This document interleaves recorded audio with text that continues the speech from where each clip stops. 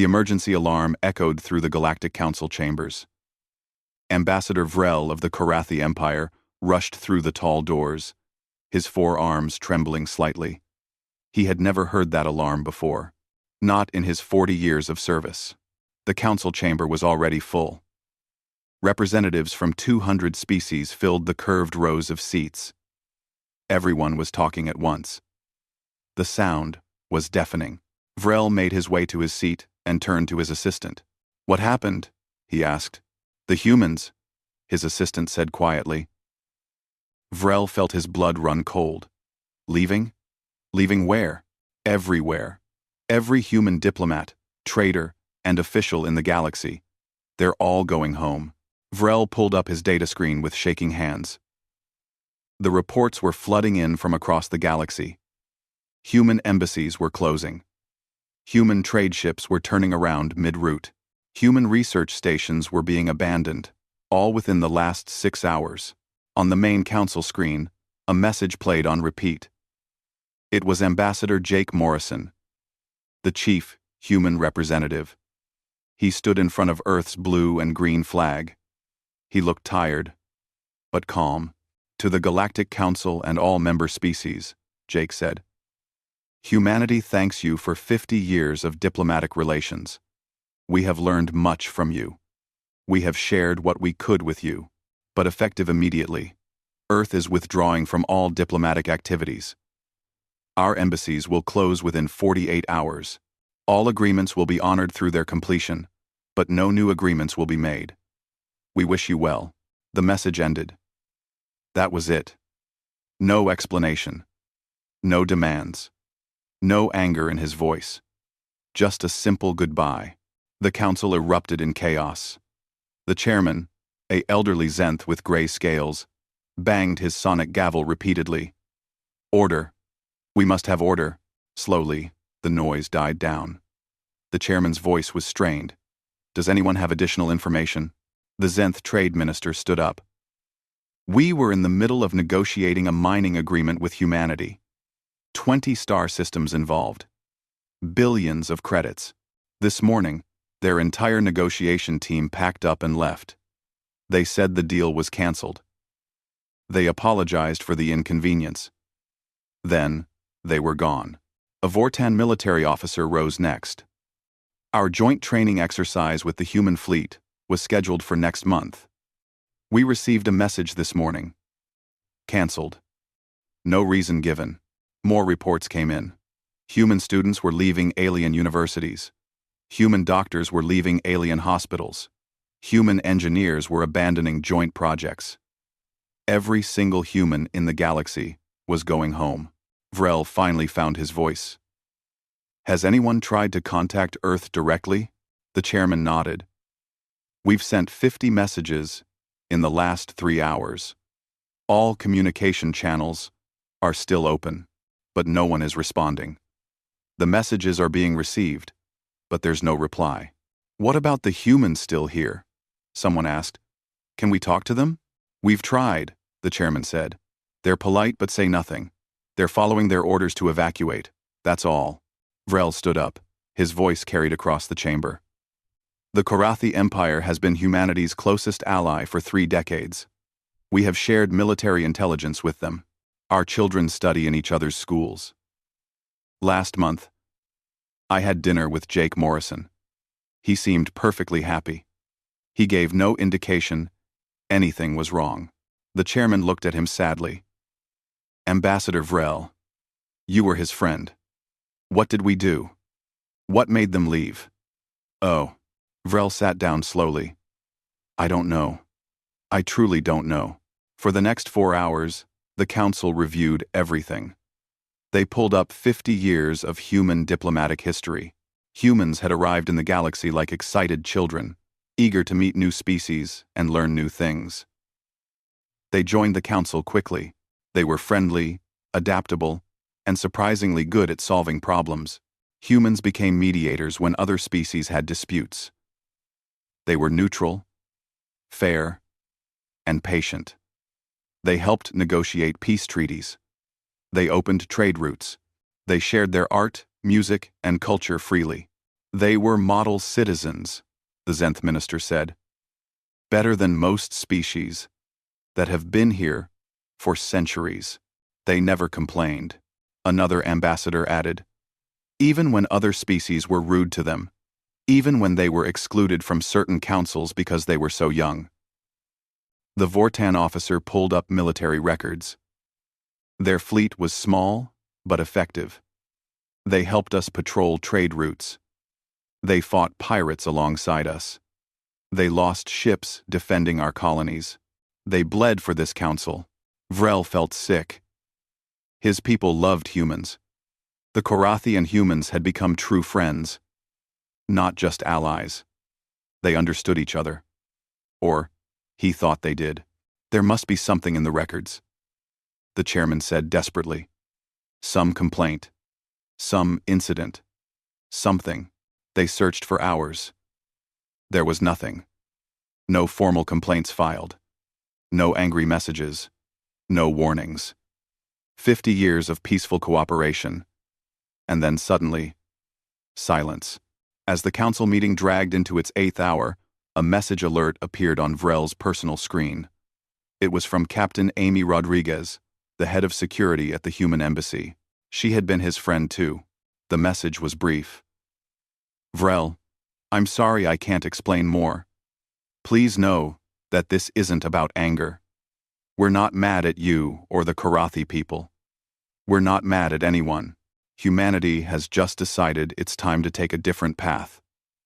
I hope you understand someday. Take care of yourself, my friend. Amy. Amy. Vrel read it 3 times. Then he stood and interrupted the chairman. I just received a message from Captain Rodriguez. She says they're not angry with us. Then why are they leaving? The Zenth minister demanded. She says humanity is taking a different path, Vrel said quietly. What does that mean? Someone shouted. What path? No one had an answer. The meeting continued late into the night, but nothing was resolved. The humans continued their evacuation exactly as planned. Within 48 hours, the last human diplomat left the council homeworld. Vrel stood at the spaceport and watched Amy's ship lift off. She had waved to him from the boarding ramp, a sad smile on her face. Then she was gone. The galaxy suddenly felt much larger and lonelier. For 50 years, humans had been everywhere. Their laughter in the corridors, their strange food in the cafeterias, their bizarre human humor that took decades to understand but was somehow endearing. Now there was just silence. And a growing sense of dread that something very important had just changed. The galaxy didn't understand what had happened, but every ambassador, every leader, every military officer felt it in their bones. They had just lost something precious. And they didn't even know why. 3 weeks had passed since the humans left. The galaxy was trying to adjust, but it wasn't easy. Trade routes that humans had managed were falling into chaos. Piracy was increasing. Small disputes between species were escalating because there were no human mediators to calm things down. Dr. Ben Carter stood in the lobby of the Korathi Science Academy, waiting for his final transport home. He was the last human researcher on the Korathi homeworld. He had stayed behind to finish some paperwork and say proper goodbyes to his colleagues. Professor Then, his Korathi research partner, approached him slowly. The old alien looked tired. Ben, please, before you go, tell me something. Anything. Why are you leaving? What did we do wrong? Ben set down his bag and looked at his friend. They had worked together for 5 years studying cosmic radiation patterns. They had published 7 papers together. They had shared meals and stories. Then had been at his wedding ceremony via video link. Then, you didn't do anything wrong, Ben said gently. Your people have been wonderful to us. The Korathi are humanity's truest friends in the galaxy. Well, then why? Then's voice broke slightly. If we're friends, why won't you tell us what's happening? Ben was quiet for a long moment. Because humanity has simply chosen a different path. We just decided that diplomatic participation in galactic affairs isn't working for us anymore. That makes no sense, then said. You were good at diplomacy. Everyone respected you. Ben smiled sadly. Being good at something doesn't mean you should keep doing it forever. He picked up his bag. I have to go. But then, remember this. Humanity wishes the galaxy well. We really do. They hugged. Which was awkward because Then had 4 arms. Then, Ben walked to his ship and left. Then, stood in the empty lobby for a long time after he was gone. The confusion was galaxy-wide. But confusion was turning into something else. Something darker. On the bridge of the Galactic Defense Force flagship, Commander Ryan Foster stared at the reports coming in from the frontier regions. His antenna stalks were rigid with stress. Get me the chairman. Now. Within minutes, he was in a video conference with the Galactic Council Emergency Committee. Sirs, we have a situation. 3 separate hostile species have gone dark. The chairman leaned forward. What do you mean, dark? The Drell warlords, the Shakarn Dominion, and the Vrix swarm. All 3 have been hostile to Council space for decades. All 3 have been especially hostile to humanity. And all 3 have stopped responding to any communications in the past 2 weeks. Perhaps they're planning something, a counselor suggested. That's what we thought, Ryan said. So, I sent scout ships. They just reported back. He pulled up images on the screen. The council chamber went silent. The images showed destruction on a scale they had never seen. Drell military stations were torn apart. Not damaged. Not conquered. Completely destroyed. Massive installations that had taken decades to build were now floating debris fields. How many casualties? The chairman whispered. We estimate 15,000 Drell warriors, Ryan said. Their entire frontier fleet. More images appeared. Shakarn war cruisers cut in half.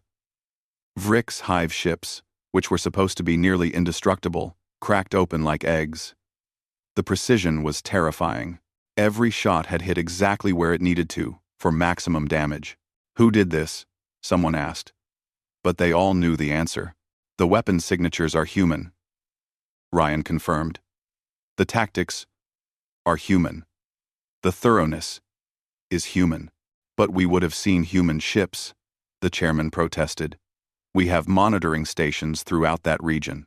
Our stations detected nothing, Ryan said quietly. No ships. No energy signatures. Nothing. The humans did this without us seeing them do it. A Vortan admiral stood up, his face pale. Are you telling us that humanity destroyed 3 hostile civilizations in 2 weeks? And we didn't even know they were doing it? That's exactly what I'm telling you, Ryan said. The implications crashed over the council like a wave.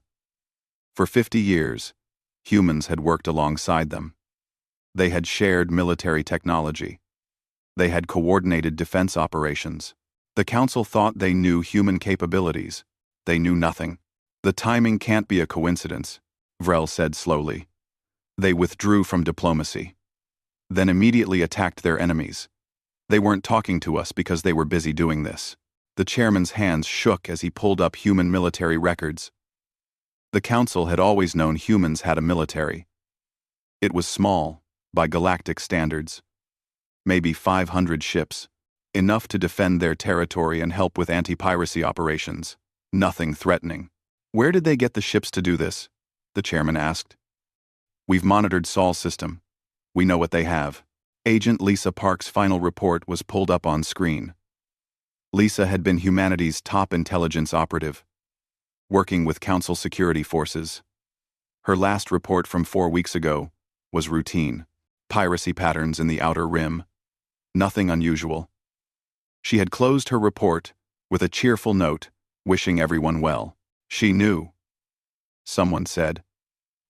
She was working with us, while knowing humanity was planning this. A Zenth intelligence analyst spoke up hesitantly. Sirs, I've been reviewing our surveillance of Sol system. We have monitoring satellites, watching Earth's space territory. They send us regular reports. And, the chairman prompted, the reports show nothing unusual. Normal civilian traffic, no military buildup. But, he paused, I decided to check the raw data feeds from the satellites themselves, not just the processed reports. What did you find? The satellites are still there. Still functioning.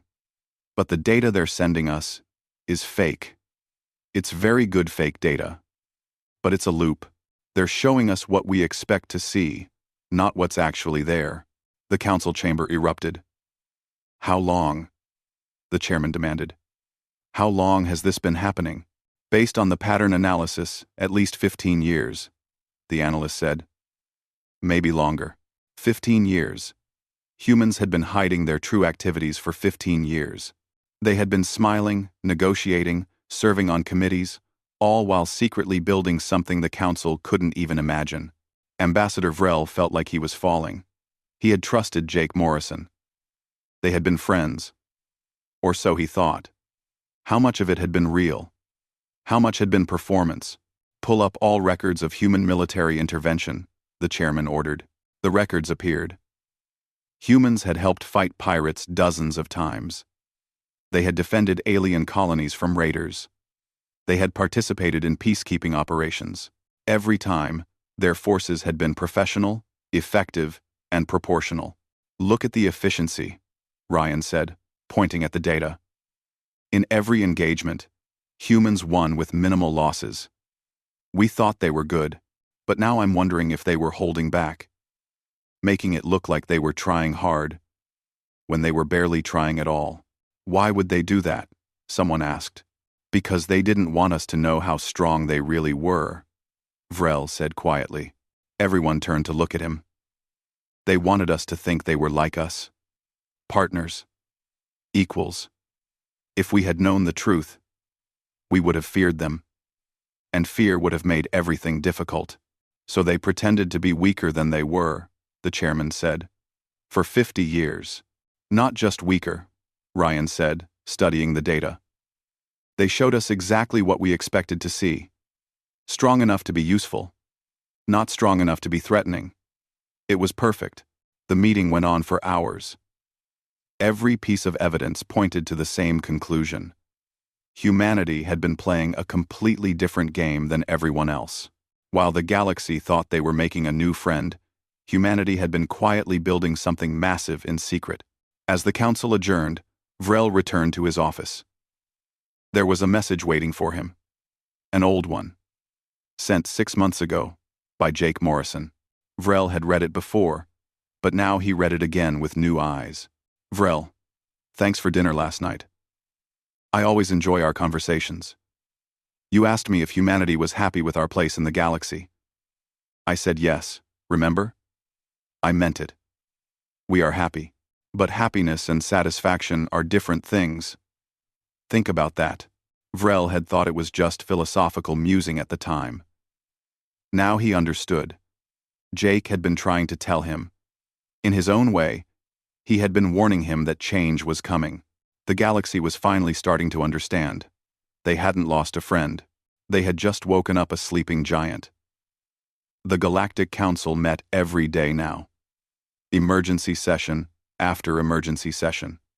Fear was spreading through the galaxy like a disease. Every government was asking the same questions. How strong were the humans really?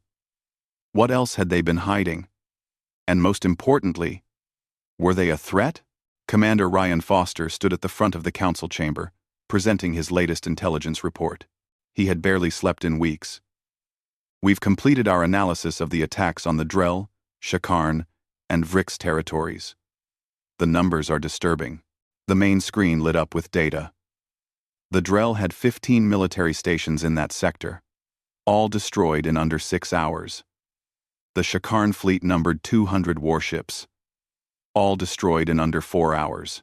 The Vrix hive ships, which we consider nearly indestructible, were eliminated in under 2 hours. How many human ships did this take? The chairman asked. That's the problem, Ryan said. We don't know.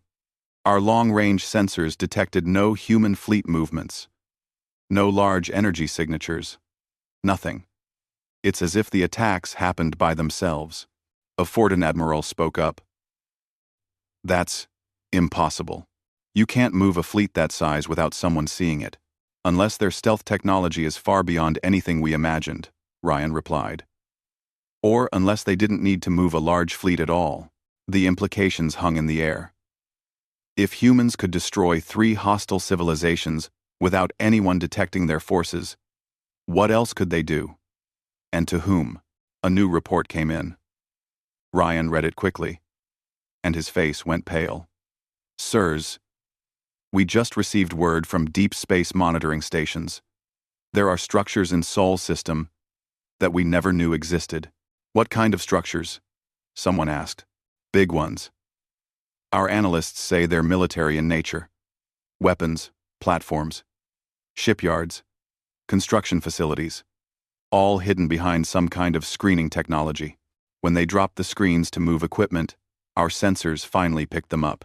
The screen showed blurry images of massive installations orbiting various planets and moons in the Sol system. They were huge. Some were larger than most species' orbital stations. How long have these been there? The chairman asked weakly. Conservative estimate? At least 30 years. Some might be older. 30 years. While humans sat in council meetings and smiled and negotiated trade deals, they had been building an empire in their own backyard. The council members looked at each other with growing horror. A messenger approached the chairman and handed him a datapad. The chairman read it, and his face went even paler than before. Everyone needs to hear this. Ambassador Kate Sullivan served on this council for 15 years before she retired 5 years ago. She's one of the most respected human diplomats we've ever known. Everyone remembered Kate. She had been funny, kind, and incredibly skilled at finding compromise. She had personally prevented 3 major conflicts during her tenure. After she retired, she gave a speech to the Earth Diplomatic Corps. The chairman continued. That speech was never meant for our ears, but our intelligence services finally recovered it. I'm going to play it now. Kate's image appeared on the screen. She was older in this recording, speaking to a room full of young human diplomats on Earth. You'll learn quickly that the galaxy is not what you expect, Kate said. The species you'll meet are advanced in technology, but many are still primitive in their thinking. They make the same mistakes over and over. They let pride, fear, and greed control their decisions. She paused and smiled sadly. You'll want to help them. You'll want to show them better ways. But here's what you need to understand. We're not there to change them. We're there to manage them. To keep them from hurting themselves or each other too badly. Think of yourselves as babysitters for a very large, very dangerous kindergarten. The council chamber erupted in angry shouts. The chairman held up his hand for silence. There's more. Kate's speech continued. Some of you will become frustrated. You'll wonder why we don't just take control. We're stronger than most of them. We're smarter than most of them. We could make the galaxy a better place if we just made the decisions. We hope that over time, they'll learn from us, that they'll grow up. The recording ended. The silence in the chamber was deafening. Babysitters, the Zenth trade minister said bitterly. She called us children. Vrel stood up slowly. His voice was calm, but sad. She wasn't entirely wrong, was she? How many wars have we had in the last 50 years? How many times did humans help us avoid catastrophe? How many times did they quietly fix problems we didn't even know we had? What do you mean? The chairman asked. Vrel pulled up a file on his personal screen. 20 years ago, the Korathi Intelligence Service detected something unusual. A species called the Nethrin were developing what appeared to be a doomsday weapon, a planet killer. We were preparing to report it to the council and start formal investigation procedures. He paused. But before we could, the Nethrin program just disappeared. All their research was gone. The scientists involved retired suddenly. The funding vanished. It was as if the whole thing never existed. What happened? Ryan asked. We investigated quietly. What we found terrified us. Humans had discovered the program before we did. They infiltrated the highest levels of Nethran government. They manipulated their budget committees. They arranged for the lead scientists to receive better job offers elsewhere. They dismantled the entire program without firing a single shot or letting anyone know they were involved. The council stared at him. "Why didn't you report this?" the chairman demanded. "Because the humans asked us not to," Vrel said simply. They explained that if the galaxy knew what the Nethran had tried to do, there would be panic, trade embargoes, maybe even military action. It would hurt billions of innocent Nethran citizens. So they fixed the problem quietly and asked us to keep it quiet. We agreed, because it was the right thing to do. "How many other problems did they fix without us knowing?" someone whispered. The question hung in the air. How many wars had humans prevented? How many disasters had they averted? How many times had they protected the galaxy from itself, while everyone else went about their business, completely unaware? They were protecting us, the chairman said slowly. All this time, they weren't just participating in our civilization. They were guarding it. Ryan pulled up more data. "I've been reviewing human intervention patterns over the past 50 years. There are at least 40 incidents where humans were involved in solving major problems. But in 35 of those cases, their involvement was barely documented. They worked in the background. Krons, they worked in the background. They made it look like the solutions came from us. Why?" the Vortan admiral asked. "Why hide their good deeds? Because they wanted us to learn?" Vrel said quietly. "If they solved all our problems for us, we'd never grow. So they guided us, nudged us, helped us find solutions ourselves. Like parents teaching children." The chairman looked old and tired. "So for 50 years, humanity watched over us, protected us, taught us, and we never even knew it. And now they've stopped," Ryan said. "The question is why? What made them decide we're not worth protecting anymore?" A junior analyst stood up hesitantly. "Sir, permission to speak?" "Go ahead," the chairman said. "I don't think they've stopped protecting us," the analyst said. "I think they've stopped pretending to be one of us. Look at their actions. They eliminated the Drell, Shakarn, and Vrix. Those were the three most aggressive species in Council space. They attacked human colonies regularly. They raided peaceful worlds. They were a threat to everyone. So?" someone asked. "So the humans removed the threats, cleanly, efficiently, and they did it without asking permission from the Council, because they knew if they asked, we'd debate it for months. We'd form committees. We'd try to negotiate, and people would die while we talked." The analyst pulled up a map of the galaxy. "Humans aren't abandoning us. They're just done playing by our rules. They're doing what they think is right, whether we approve or not." The chamber was silent as everyone absorbed this. It made a terrible kind of sense. Humanity had tried to work within the system. They had been patient for 50 years, but the system was slow, corrupt, and often useless. So they had left the system, and now they were doing things their own way. "The question," Ryan said slowly, "is what they plan to do next, and whether any of us can stop them if we disagree with their choices." The chairman looked around the chamber at 200 species, all looking worried and small. "We can't stop them. We never could. We just didn't know it until now."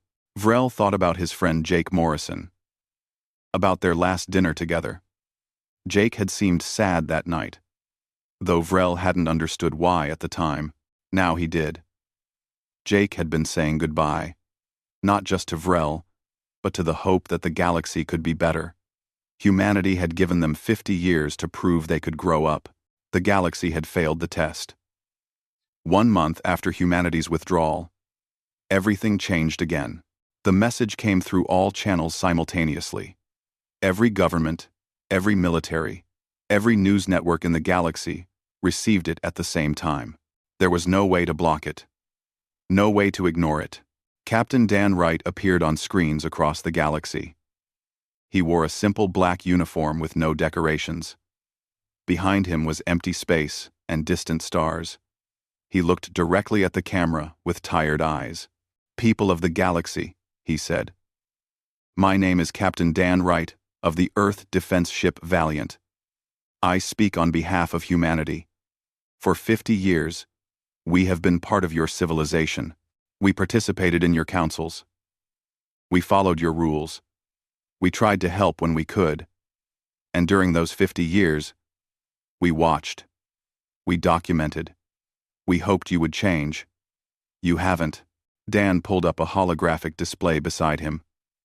"What you are about to see is the truth about your galactic civilization. We have removed all classifications from our intelligence files. Everything is here. Everything is real. Everything can be verified." The data began to flow. Crime after crime. Atrocity after atrocity. Species enslaving other species while claiming to be democratic. Governments murdering their own people while speaking about freedom at council meetings.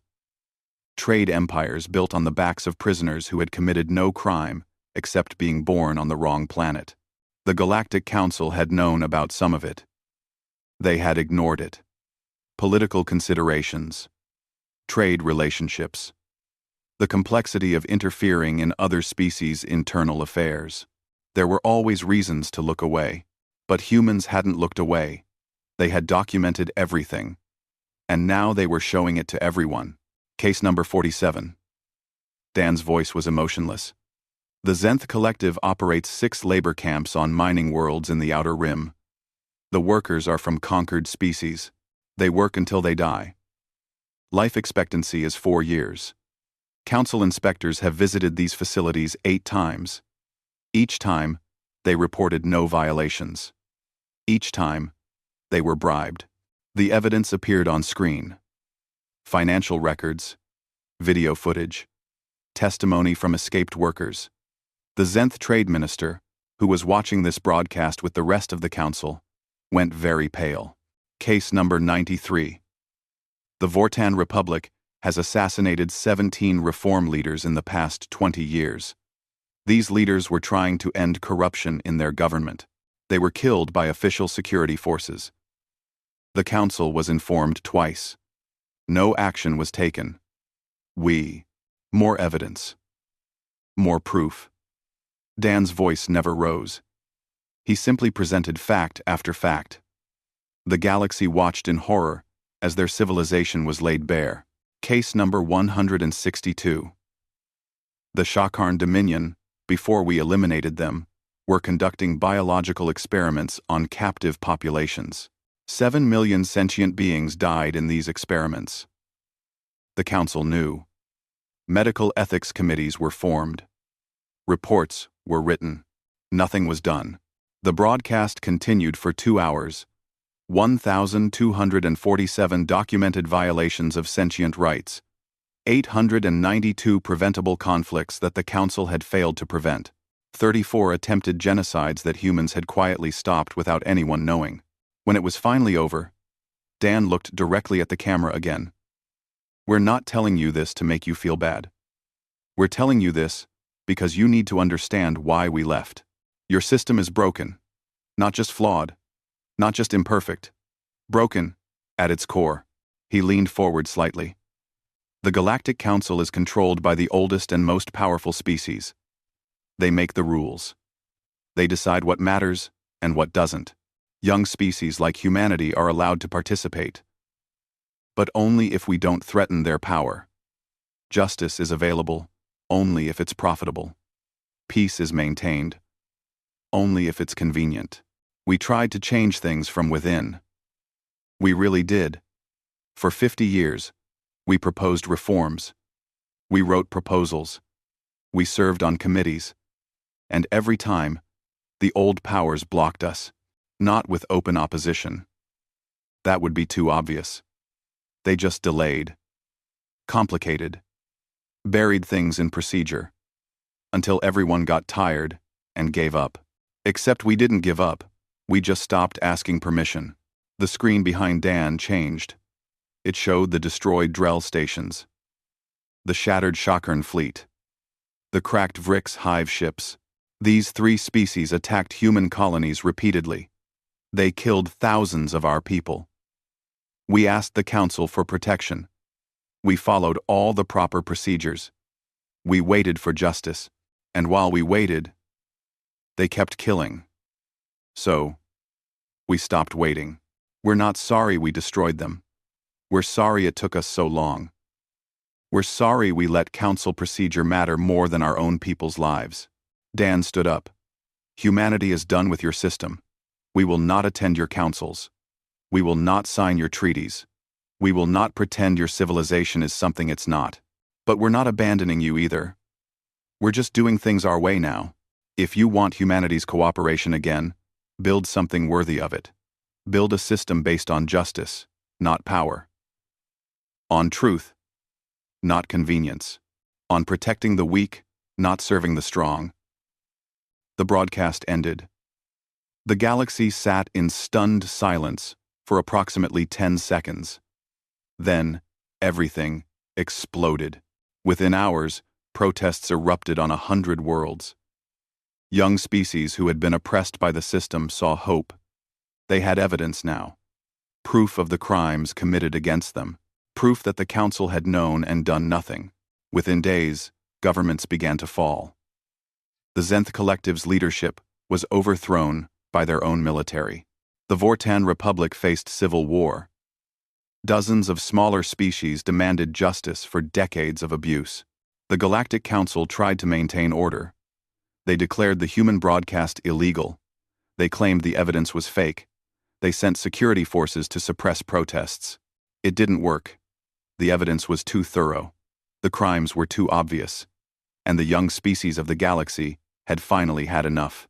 Ambassador Vrel watched his civilization tear itself apart from his office window. Fires burned in the city below.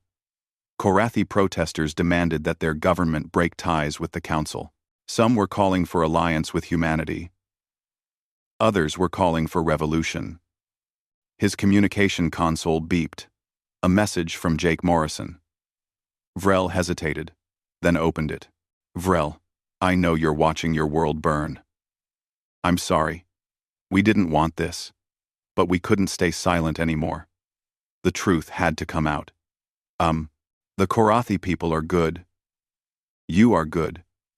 You were always the one species we felt truly understood us. But even you were trapped in a system that made doing the right thing impossible.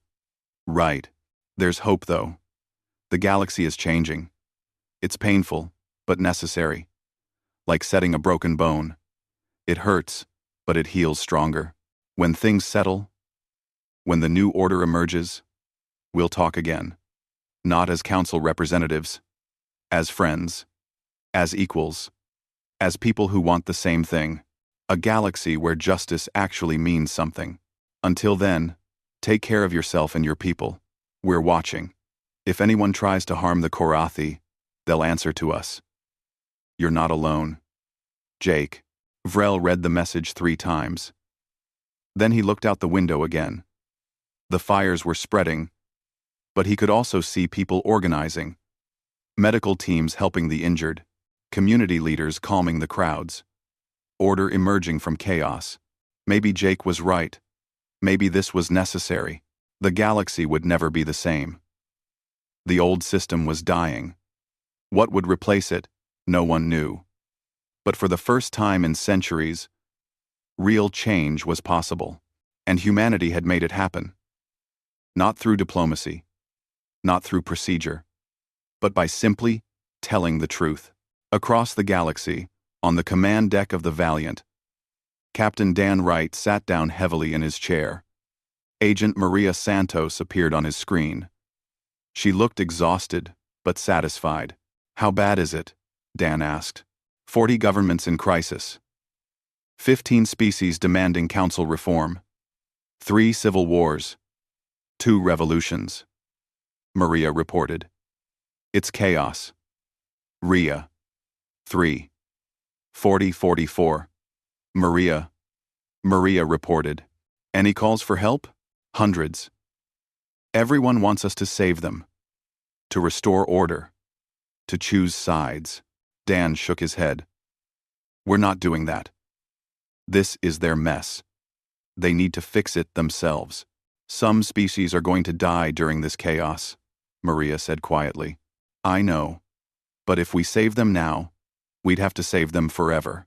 They need to learn to save themselves. Dan looked at the starfield ahead. We'll intervene. If there's genocide. If there's mass atrocity. But short of that, they're on their own. Some people are going to call us monsters for this, Maria said. Some people already are, Dan replied. But we didn't create this mess. We just stopped pretending it didn't exist. The galaxy was burning. But from the ashes, something new could grow. Something better.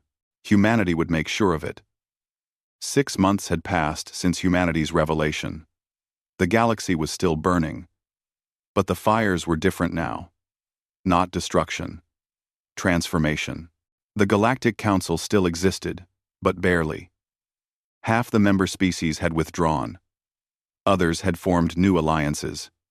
The old power structures were crumbling. Some peacefully. Others through violence. On Earth, President Emma Hayes stood in the Situation Room, watching reports from across the galaxy. Her advisors surrounded her, all looking tired. They had been working around the clock since the withdrawal began. Status report. Emma said quietly. Admiral Greg Palmer spoke first. Militarily, we remain unchallenged. 3 minor species attempted to probe our defenses in Sol system. They were warned once, then disabled. No casualties on either side. They got the message. Diplomatically? Emma asked. Secretary Linda Morris pulled up a screen. We've received 417 requests for formal talks. 62 species want to form new alliances with us. 33 want us to help them with internal reforms. 21 want protection from their neighbors. And our response? The same to all of them. We're not interested in formal alliances. We're not joining new councils. We're not playing the same game with new rules. If they want to talk, they can talk. But we're not promising anything. Emma nodded slowly. What about the humanitarian situations? A different advisor spoke. There are currently 9 major crisis zones. 3 civil wars. 4 famines. 2 plague outbreaks. All preventable. All the result of governmental collapse or corruption. And we're doing nothing? Emma asked. We're doing plenty. We're just not doing it officially. The advisor pulled up a map. Medical supplies are reaching plague zones through anonymous shipments. Agricultural technology is appearing in famine regions. Someone is providing clean water systems to refugee camps. Emma smiled slightly. And no one knows it's us? They suspect. But we're not confirming. The supplies arrive with no markings. The technology transfers happen through proxies. We help those who can't help themselves. But we're not making it a political statement. Across the galaxy, this pattern played out over and over. A struggling colony world would wake up to find a shipment of power generators. No note, no demands. Just help when it was needed most. A young species trying to rebuild after revolution would discover their data networks mysteriously repaired. Their communication satellites suddenly working again. Anonymous gifts that appeared exactly when needed. Humanity was keeping its promise. They wouldn't participate in galactic politics, but they wouldn't abandon those who truly needed help. On the Korathi homeworld, Ambassador Vrel stood in the newly reformed Korathi Assembly. His people had restructured their entire government in the past 6 months. Out with the old corruption. In with transparency and accountability. It had been painful. Some of the old leadership had fought back. There had been violence. But the Korathi people had won. They had built something better. Vrel's communication console chimed. A message from Earth. From Jake Morrison. The first direct communication in 6 months. Vrel, I've been watching your people. I'm proud of what you've accomplished. You didn't wait for permission. You didn't ask for help. You just did what needed to be done. That's what we've been waiting to see. The Korathi government has requested formal talks with Earth. I've been authorized to respond. We accept. Not as council members. Not as allies in the old sense. But as partners. As equals. As people who share the same values. I'll be arriving on your world next week. Let's have dinner. As friends. And let's talk about the future. A real future. Not the pretend one we had before. Jake. Vrel felt tears in his eyes. His people had passed the test. Humanity was willing to talk again. But the Korathi weren't the only ones changing. Across the galaxy, young species were reforming, building new systems, learning to solve their own problems. Some failed. Some struggled. But they were trying. And humanity watched. Always watching. Captain Chris Rodriguez commanded a stealth patrol along the frontier. His ship, the Ranger, was invisible to almost all sensors. His mission was simple. Observe. Report. Intervene only if necessary. Captain, we're picking up distress signals from the Vortan border colonies. His tactical officer reported. Chris pulled up the data. A Vortan warlord was attacking civilian transports. The reformed Vortan government had asked him to stop. He had refused. Now he was killing innocent people to make a point. Time to intercept? Chris asked. 14 minutes at maximum speed. Do it. Broadcast a warning on all channels. This is Earth Defense Ship Ranger. You are attacking civilian vessels. Cease immediately, or you will be disabled. The Vortan warlord's response was crude and insulting. He didn't believe humans would actually interfere. He thought the withdrawal meant humanity didn't care anymore. He was wrong. 12 minutes later, the warlord's flagship was drifting in space, all weapons destroyed, engines disabled, but life support intact. His crew was alive, but powerless. The civilian transports were safely on their way. Chris broadcast a final message. This is Captain Rodriguez. Let this be clear to everyone in the galaxy. Humanity is not participating in your politics. We're not joining your councils. We're not choosing sides in your wars. But we will not allow atrocities. We will not allow the strong to prey on the weak. You want to fight each other? That's your business. But you harm civilians, you answer to us. The message spread across the galaxy within hours. Humanity's new role was becoming clear. They weren't rulers. They weren't members of any alliance. They were something else. Guardians. Enforcers. The line that couldn't be crossed. Some species hated it. They called humanity arrogant. Self-appointed judges. Who gave them the right to decide what was acceptable? But other species were grateful. For the first time in centuries, there was a real deterrent against the worst crimes. Pirates thought twice before attacking. Warlords reconsidered their plans.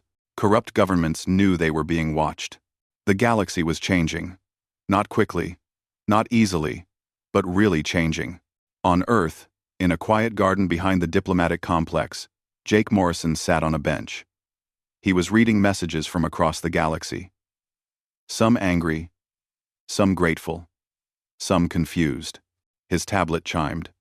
A personal message from Vrel. Jake opened it and smiled. Jake, I understand now. I understand why you left. Why you stayed silent for so long. You were waiting for us to grow up, to take responsibility for ourselves, to stop expecting you to fix everything for us. Thank you for having faith that we could, even when we didn't have faith in ourselves. I'll see you next week. Dinner is on me. Your friend, Vrel. Jake looked up at the sky. Somewhere up there, the galaxy was struggling through its rebirth. It would take years, maybe decades. Some species wouldn't make it. Others would thrive. But humanity had done what it set out to do. They had stopped pretending. They had told the truth. They had forced the galaxy to confront its own failures. Now it was up to the galaxy to decide what came next. A young diplomat approached Jake's bench. "Ambassador Morrison? President Hayes wants to see you. The Korathi aren't the only ones asking for talks. We're getting legitimate requests from 15 other species. Reformed governments. New systems. They want to build something better. When the Tencha gathers Y folders Y." Jake stood up slowly. "Tell the president I'll be there in 10 minutes. And pull together a team. Real reformers. People who actually care about making things better, not just people who are good at politics." "What are we building, sir?" the young diplomat asked. Jake smiled. "Not a council. Not an alliance. Something new. A coalition of species who actually believe in justice, who will hold each other accountable, who will do the right thing even when it's hard. Will it work? I don't know. But we're going to try. And this time, we're not doing it alone. We're doing it with partners who proved they deserve the name." The young diplomat left. Jake stood in the garden for one more moment, looking at the stars. 50 years ago, humanity had gone to the stars hoping to find friends. They found something else. A galaxy that needed more than friendship. It needed truth. It needed accountability. It needed someone willing to say no. So humanity had said no. And in doing so, they had given the galaxy the greatest gift possible. The chance to be better. Not through force. Not through conquest. But through example. Through truth. Through refusing to accept injustice just because it was convenient. Jake walked back into the complex. There was work to do. A galaxy to help rebuild. Not as rulers, not as masters, but as partners with those who earned it. The withdrawal was over. A new chapter was beginning. And this time, humanity wouldn't be alone in writing it. Across the galaxy, on 1,000 worlds, people looked up at their own skies and wondered what came next. The old order was gone. The future was uncertain, but for the first time in living memory, it felt like the future could actually be better. And somewhere in the dark between the stars, human ships watched and waited, ready to help those who helped themselves, ready to stop those who preyed on the weak, ready to build something worthy of the galaxy they had always hoped to find. The galaxy had panicked when humanity broke off all diplomacy. But panic had turned to chaos. Chaos had turned to change. And change, painful as it was turning into hope. The experiment wasn't over. It was just beginning. And humanity would see it through. Not as the galaxy's masters, but as its conscience, as its guardians in the dark, as the promise that justice, real justice, was still possible, if enough people were willing to fight for it.